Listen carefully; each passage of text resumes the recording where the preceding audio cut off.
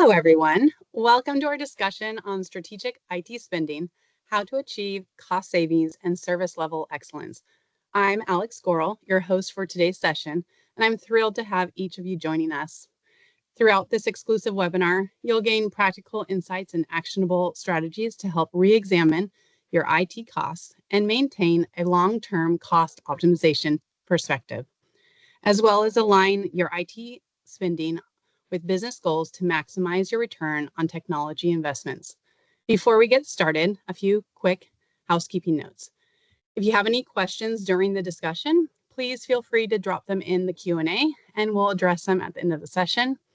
We'll be sharing a special offer to all attendees, and you'll receive access to the recording. I'd like to introduce you to our speakers today. Stephen Curry, Vice President of Managed Services. Over the course of his 26 years of professional career, he has held various roles in the technology space and has extensive experience in cloud hosting, networking, security, application management, workforce productivity, global operations, and IT service management.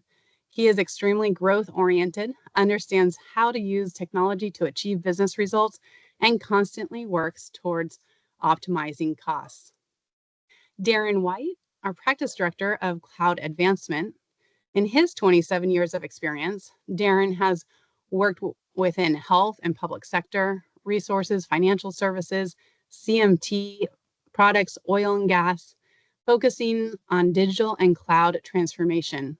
He focuses on cloud-related development, sales campaigns, migrations, network strategy building, assessments, cost reduction, project management, and testing, helping businesses unlock the true value from cloud. In today's agenda, we'll be touching on the following: what's currently happening in the market, key challenges, trade-off between costs and service levels, the framework for evaluating what to do, and real-world success stories with tangible business benefits. Now I'd like to invite Stephen to get us started. Okay, great. Thanks, Alex, and hello, everyone. I'm glad everyone could join us today. And the first thing I want to say is managing technology is hard. You know, for CIOs and CTOs that are out there, we know what it's like. All this technology that is in the market is really supposed to make things easier, but there's a fine line between realizing that technology and it actually having the opposite effect. You can see some of the quotes here, but the bottom line is this proliferation of technology we have today actually is creating more complexity. It can create more risk, and if you're not managing it effectively, it can actually drive up your costs and hinder your business results. So that's what we want to spend a little bit more time digging into today, about what to do about that. And so the first we're going to do a poll asking you what some of the biggest challenges that you're facing are. So I encourage you to answer that, and you can kind of see what the results are as they come in. But we talk to a lot of mid-enterprise companies, and even though they cover a lot of different industries, there's really some core challenges that all these companies have. And I should say, first of all, every company these days is a technology company. It doesn't matter whether you're in logistics or manufacturing or life sciences, healthcare, retail, professional services, technology. Really, every business today needs to leverage technology to compete. And when that's the sort of landscape, the technology response is you have all these different software solutions. You have a migration to cloud or a digital transformation strategy going out within your company. Your threat landscape is growing, and you're spending more time and money, trying to mitigate, the different threats through your security posture.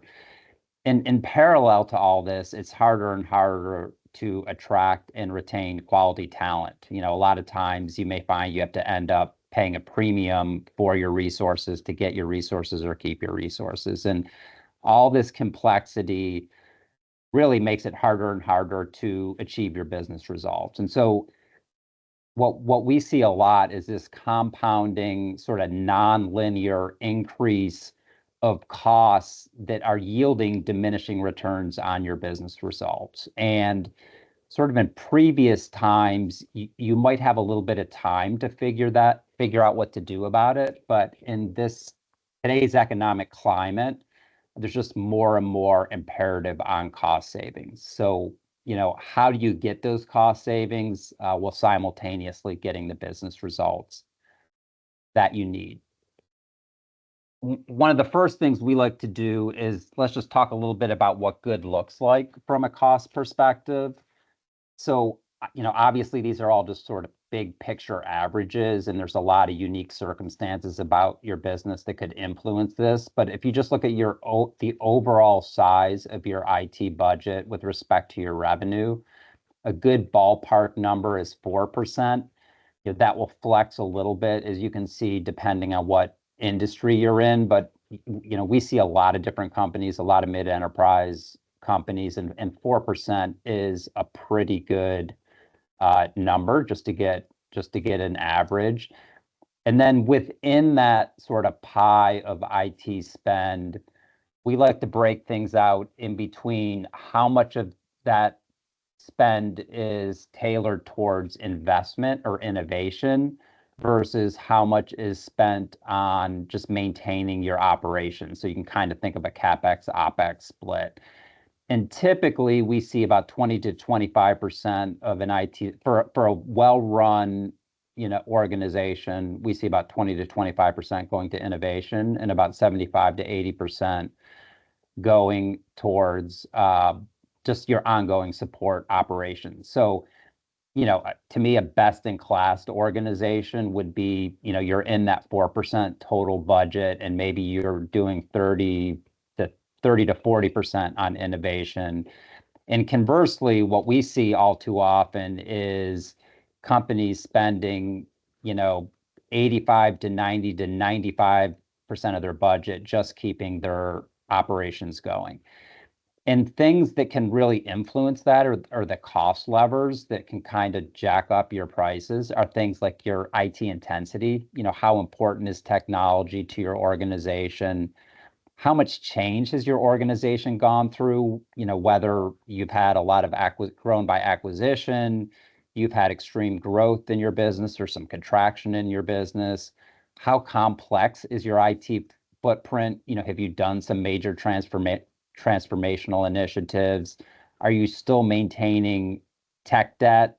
Do you have some shadow IT going on in your organization? The marketing department might be buying SaaS applications, or different departments might be spinning up, cloud virtual machines that you may not know about, that kind of stuff. So all these things can really, have an over time impact on your costs and your cost structure. So I encourage you to kind of think about where you fit, overall within your IT spend. And whenever you talk about costs, I think it's also important to talk about service levels, because really there's an inherent trade-off between these two. So in a perfect world, the more spend, the higher your service levels would be. And we do see that up to a certain point. So, if you increase your spend, here on the y-axis, you're going to have better and better service levels. But you get to a certain point where it gets harder and harder to achieve those service levels with the requisite amount of spend. So you kind of get into this diminishing returns on your service levels with respect to the cost. So really being able to identify and find that inflection point is really where typically your optimized IT spend is. And then, of course, what we see a lot of times is companies who have the higher IT cost, but not getting the service levels and the output that they want. And that's typically when you have to do something moving forward. And so what we do and coach others to do, and this is a framework that you can take back to your business and think about how to apply it internally within your business, is we have this methodology for developing an optimized cost strategy. And there's really three key steps to this. The first thing you want to do is benchmark your current state. So really understanding, and we'll go through this high level, and then we'll go into each of these steps in a little bit more detail. But first, understand where you are today. How much are you spending today? What are your service levels today? And where do you want to be?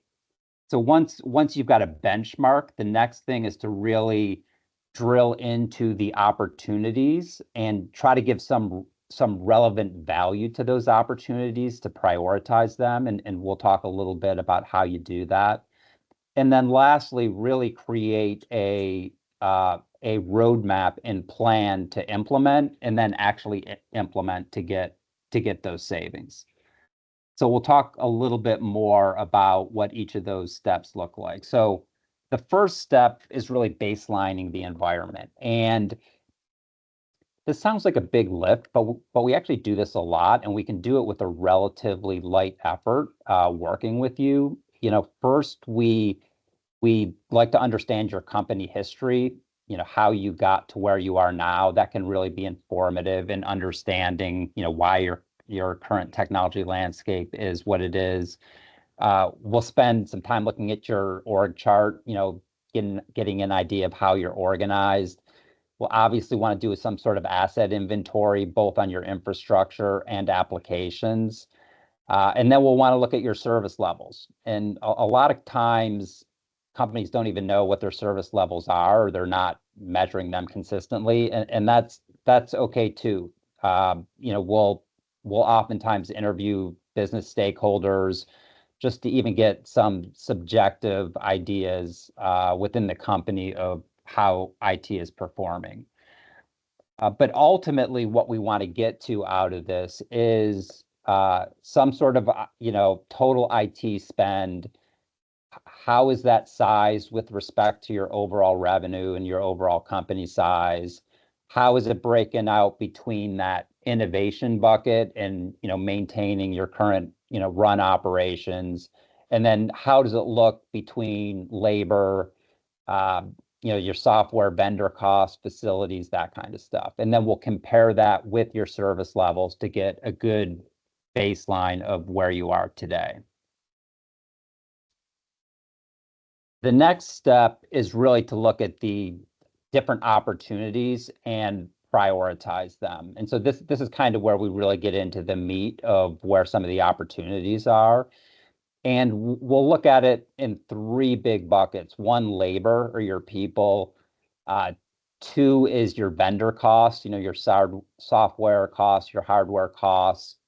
And then three is your different processes. And we find by looking at it in these three buckets, we can typically identify some concrete cost savings.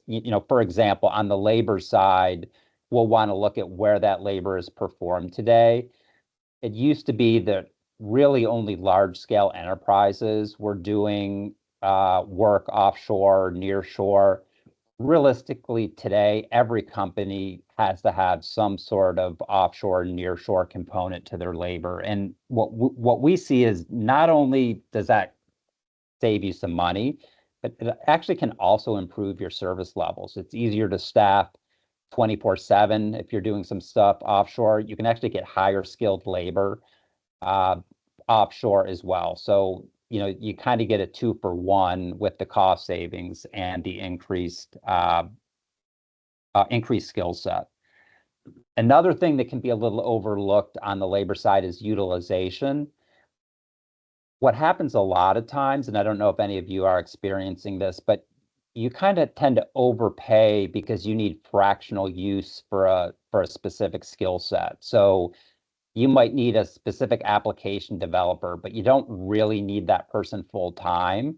But when you need that person, you need that person, and you have to pay a premium to have that person. And so maybe they're only doing that core job half the time, and the other half of the time they're doing lesser value work that realistically could be staffed with a lower cost resources. So, we really want to identify where are the fractional labor areas in your organization, and can something be done about that? On the software side, it's really largely about buying power and having enough buying power to be able to negotiate rates down. A good example recently is, I think most people know, Broadcom bought VMware and have really increased the licensing of VMware. We were because we do a lot of business with VMware and Broadcom, we were able to negotiate that down, and at least for our customers, not have that big price increase. So being able to leverage, more buying power, at least even understanding what you're paying and knowing what the market rates are an area that you might be able to get some cost savings.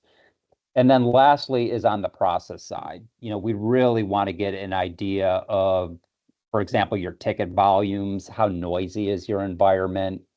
How stable is your environment? Are you having a lot of outages? Over time, these frequent outages can really increase the cost of your IT, let alone decrease your service levels and the perception of the IT within your organization. And so the goal of this step is really to come out of it with a very concrete list of initiatives that are tied to tangible business improvements. And then the third step is taking that list and turning it into an actionable roadmap, and then obviously executing and delivering on that plan. And so one of the key activities in this step is to really get detailed about a resource plan. Another thing that we see a lot in the marketplace is companies will have shared resources, both doing the ongoing support and the new project rollout or the new initiatives. And those resources doing the ongoing support are continuously being pulled off of the project to fight some fire that is happening, at any given day, or, some new thing that's popped up. And that really tends to derail the projects and have the projects, drag out for a long time and not get the expected business results. So it's very important to try to separate those resources out as much as possible, and really get focused on executing those projects and having a specific team do that, and another team doing the ongoing support. We'll also look at any tech debt or legacy infrastructure or applications you have. A lot of companies will just keep these legacy applications or infrastructure going because it's too difficult for them to get off of them.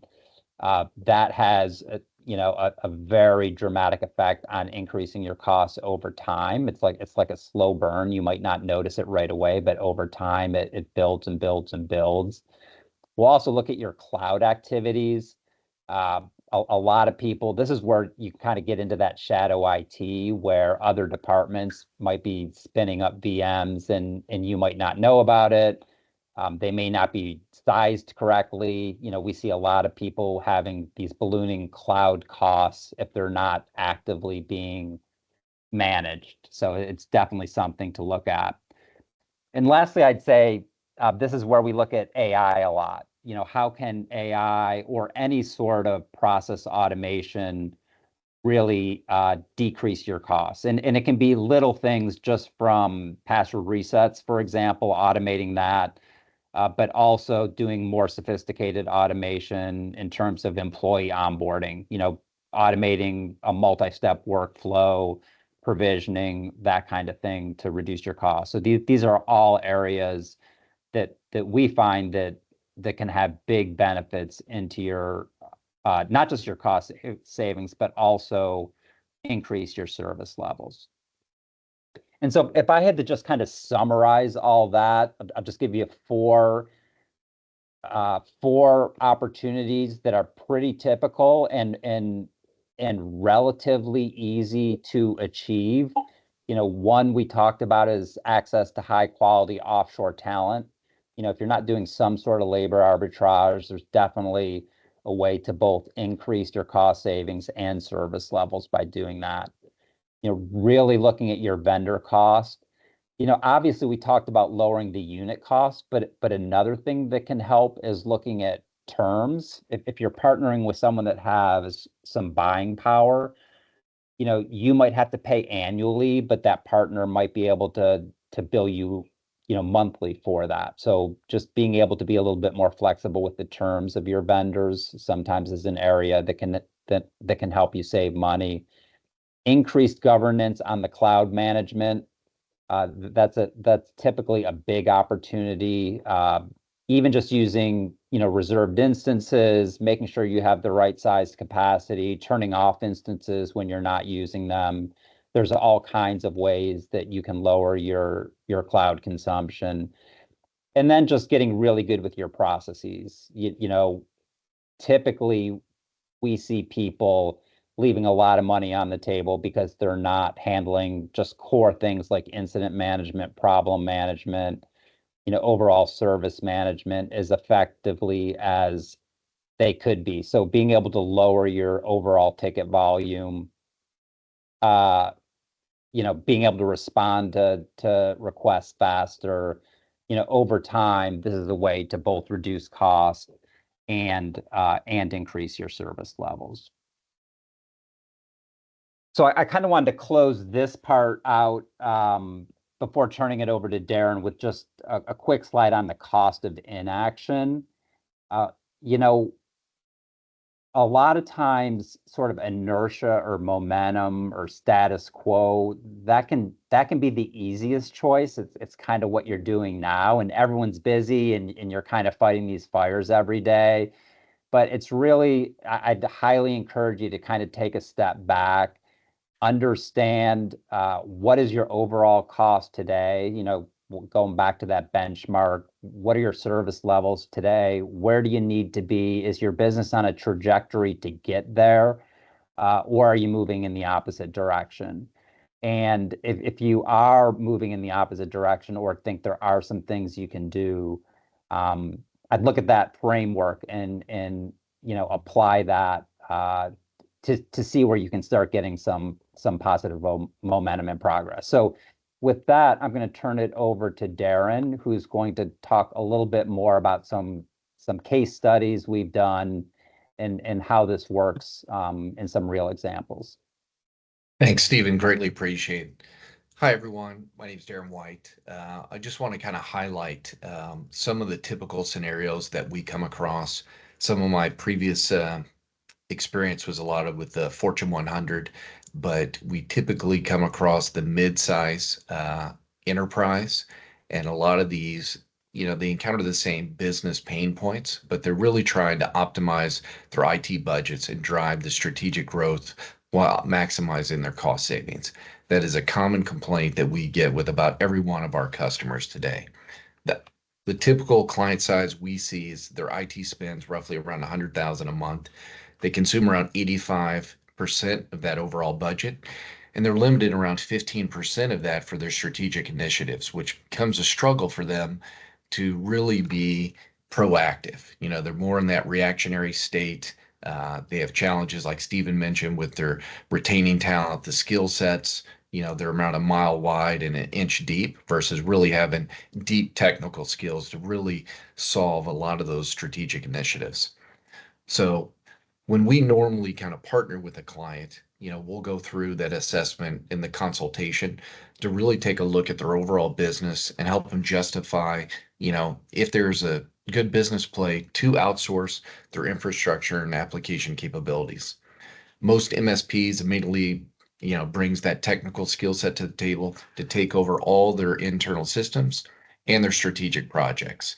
A lot of people discount a lot of those projects, but you really need to try to find a partner that has both of those capabilities, the carrying and feeding, and also the strategic aspect. So when they try to optimize those strategies, we take a look at the overall app rationalization.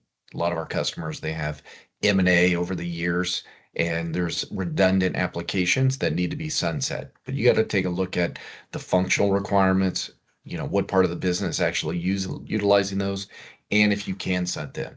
If you take advantage of strategies, you can set policies where, certain applications only come up 8 to 5, or they really need it on a 24/7 operations. We try to introduce automation wherever possible. You can do auto scaling just so as users come in, just think if you have BDI instances, you have a boot storm early on in the morning, then you can auto provision and those will scale up and you're not paying for them overnight. In addition to the transition to the managed services, the MSP takes over the overall caring and feeding the operations and in their other areas of concerns. The client costs become more predictable and help you modernize your activities to keep up with the business demands. That is probably the biggest challenge we probably see is just keeping up with the business. Everything is thrown over the fence to IT, and they just don't have the manpower to really assist in all those efforts and have the expertise to guide. And like Stephen said, if you read Gardner reports, they'll quote every organization's a technology company. So now how do you navigate that landscape and put the right technology that's best for your people and your organizations and maintain those skill sets? So partnering with the right MSP will result in more balanced approach, aligning with operational efficiencies, with strategic initiatives and long-term success. The MSP will help improve the overall technology capabilities and drive the innovation. And the business can maintain their focus, what they do best, and that's just driving the day-to-day business drivers, while the MSP does the day-to-day operations. So that's a hypothetical scenario. Most people say that's great, but this is real life. So what we see, these are real case studies that we've had within the last year. I want to show that there's a broad range. So if you look at it on the bottom right, it's really 35% to 82% of cost savings. So it can vary greatly based off the client's needs and demands and where they in the future want to go with their overall strategy. But just want to let you know really what the range is and what we typically see. And now we'll go into really kind of a little bit more of a detailed scenario. So one of our clients, they were an engineering company, national engineering company that really experienced significant growth. So they made a number of acquisitions. They started to kind of create some redundancy across the organization, and they reached out to us because they were looking for a partner to help them really guide them through the process. They wanted to kind of cut overall costs significantly. They had probably 3 or 4 data centers in North America, and they wanted to consolidate all those. So what we did from a process standpoint was do an app rationalization, look at anything that we could sunset, what was redundant. We did what was called a cloud readiness assessment. That's where we do a discovery of all the resources across the ecosystem, determine then what the future state costs would be, and really calculate what those costs were. So we're looking at if they were in the colos or data centers, they're going to have piping and power, they're going to have their software costs, their labor, etc. And then we would quantify that, create the business case for them, then to move forward. This client, after that business case, wanted to do a migration and reduce that all within one of the public cloud providers. But we looked at Azure, AWS, and some on-premise solutions, and they felt that the Azure was the best solution for them. One of the challenges is during this is they had a consultant that was really kind of giving us, let's just say, broad numbers. But after the first 6 months or so, they really gained the trust of the client. They gave us really what the real numbers were. And so within the first year, we dropped their overall IT spend by more than half. And then so they were, I want to say they're around 80,000 a month initially, got them down to 40,000, and then reduced it by year 3, 70,000. So their annual spend right now is roughly 10,000 a month. So you can see just by going through that exercise, looking at all of their data, their retention policies, and their applications, we were able to make significant reductions on their overall spend.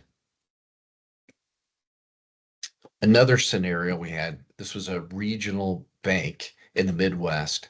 They had multiple data centers within the state, and they knew that really wasn't going to align with their new CIO strategies. They wanted to go with a cloud first strategy, and we conducted a we called cloud business case and looked at all their spend and where they would be if we migrated to one of the public clouds. We determined that if they owned the building, so they weren't going to get out of the leasing space. So they're still going to have the power for the building, et cetera. But for all the network compute and storage, it was going to reduce all of that spend for all the power and for all the licensing and support. So a lot of people forget about that support. If you look at Oracle and other applications, it's roughly 20% of that spend. And if you architect it properly, there's certain ones where you can run dev, test, QA, and prod all on a couple of nodes, and you're only licensing those 2 nodes. If you spread it out across, you got to license all of those. So in Oracle, you're going to get a discount on the OVMs versus a virtual machine, and knowing all the ins and outs of the way the licensing works can determine then how you architect it to get your overall cost savings. And so this client, we roughly were going to save them $1 million over each year. So it was fairly significant for this bank, and right now we're at the business case with them. They're in the next couple of months are going to decide then to move forward or not. But they really appreciated all the kind of sweat equity that we put into the business case. And so for those of you kind of participate in the webinar, we want to offer a 2-hour cost optimization workshop to help identify certain inefficiencies that you could potentially have within the organization. We'll begin by identifying the current environment, look at critical areas to uncover unnecessary costs, and allow you to streamline the process and boost savings. We want to optimize the budget and maximize the ROI, and then align with the business goals and objectives. The free estimate for managed services. So typically if we would onboard a client, there's a fee for that, and we will waive that for $10,000 for onboarding fees. So we have a QR code at the bottom that you can scan, and then you can sign up for this workshop if interested, and we can then walk through at no cost all the inefficiencies and potential savings, similar to what we did with those previous clients we just showed you, of all those areas in concern. So there is a poll that should be popping up if you're interested. And if you answer yes, we'll follow up with you. We'll schedule a 2-hour workshop. We'll walk through, be a collaborative session on what you currently have in the environment, areas of improvement, and then we'll give you a proposal on the potential cost if you went with us as a managed service provider.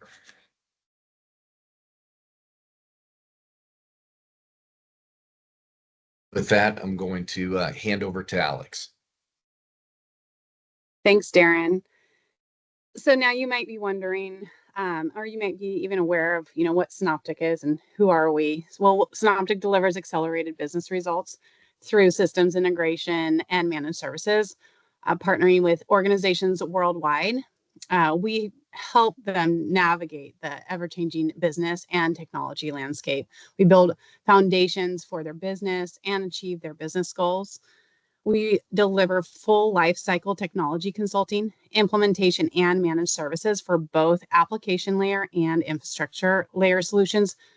And then this is supported by our Synoptic platform that delivers consistent reporting, service levels, and an integrated experience across offerings. I wanted to share an upcoming webinar with you, and I invite you and your colleagues to join. It's on Tuesday, September 24th, and it's Application Managed Services, Maximize Your D365 Business Central returns. You can go ahead and use that QR code to register, or you can also find it on our website in the events section. So I would like to open it up to questions, and you can pop them into the Q&A section. Let's see, give me a second and let me go. I'll share those with you guys as they're coming in. Let's see here. All right. So thanks for asking some questions. You can continue on. And we do, after Q&A, we do have a couple of things. So please stay tuned. Let's see. Here we go. How can we ensure that our SLAs are cost effective while still meeting our business needs? I'll take that. I think that's a good question, and it kind of comes back to that framework we talked about earlier. I mean, the first thing you have to know is what actually are your SLAs today, and what actually are your costs today. So, first thing to do is get a benchmark, and we can definitely help provide that if you're unsure even how to go about doing that. We know certainly the SLAs that are important to track. If you don't have SLAs, I'd really encourage you to talk to your stakeholders. We see, unfortunately, too often a disconnect between the business uh, and the actual IT department. And so it's interesting and instructive to know what your sort of the business leaders in the organization think about how their IT and technology is performing within their organization. So, the first thing you have to do is get a benchmark. You have to understand where you are today.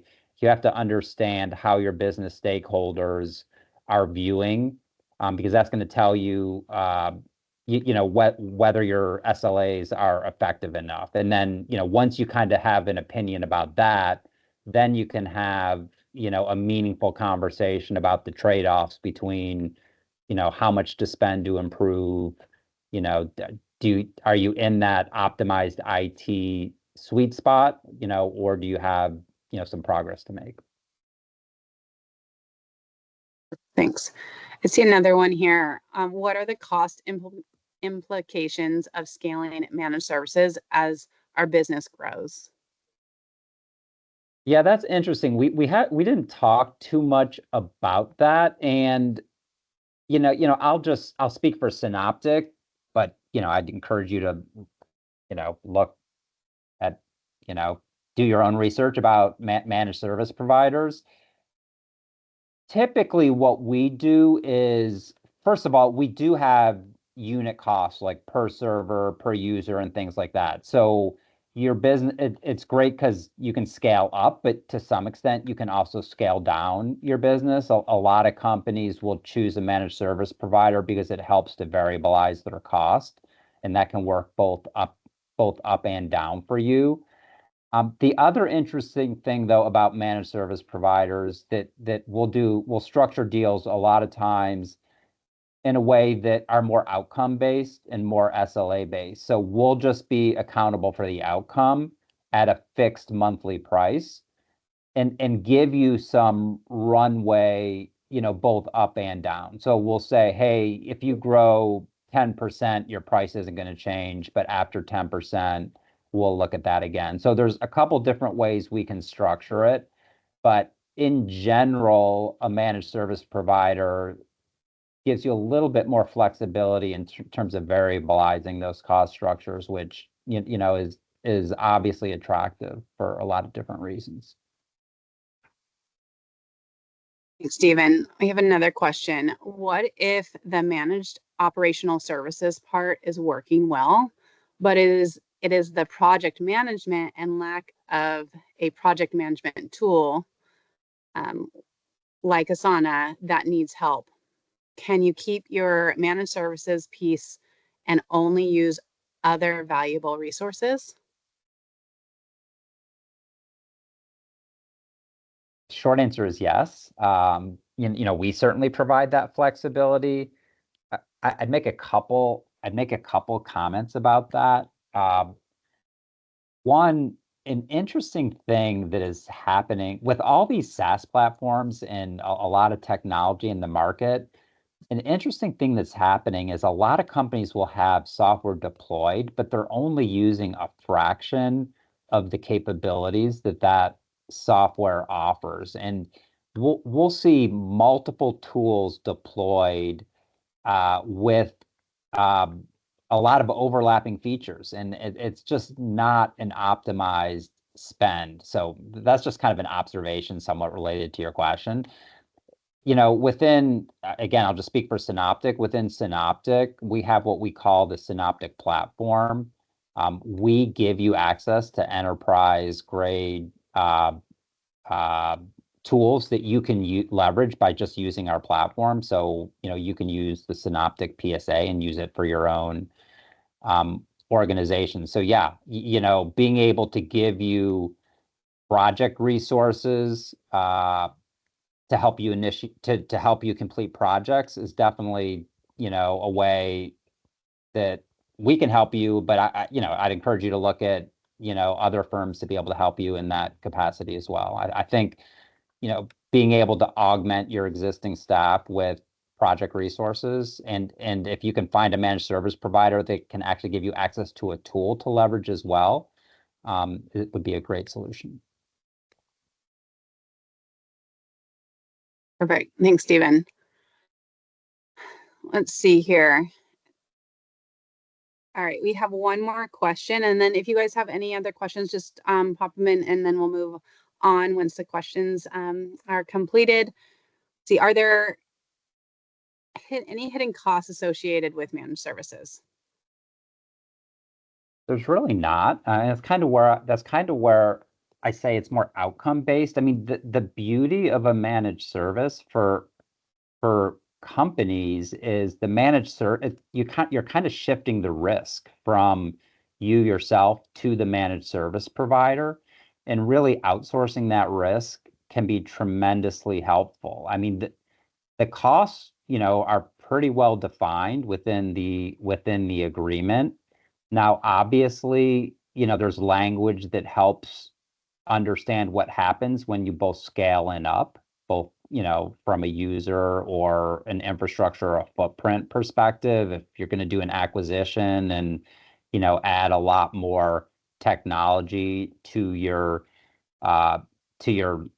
technology sort of profile, that would obviously have an impact. But just from a hidden cost perspective, everything is very transparent, very outcome based and results based. So in general, I'd say no, there's no hidden costs associated with it. Perfect. Thank you for that. So I think that's good for our question. I don't see any other ones. So I know it's always important to hear from customers directly, and we wanted to share a short video from our customer, one of our clients, Southern California University Health Sciences, on their experience.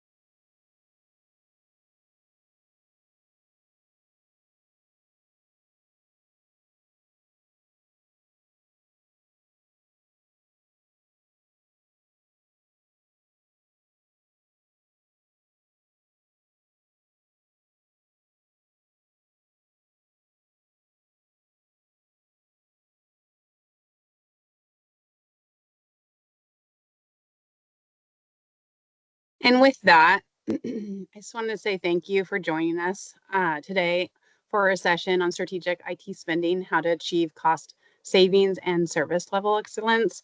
We shared techniques to streamline IT operations, minimize downtime, and enhance overall productivity, along with a way for you to understand and manage the pressure to reduce IT costs without harming your organization in the long run.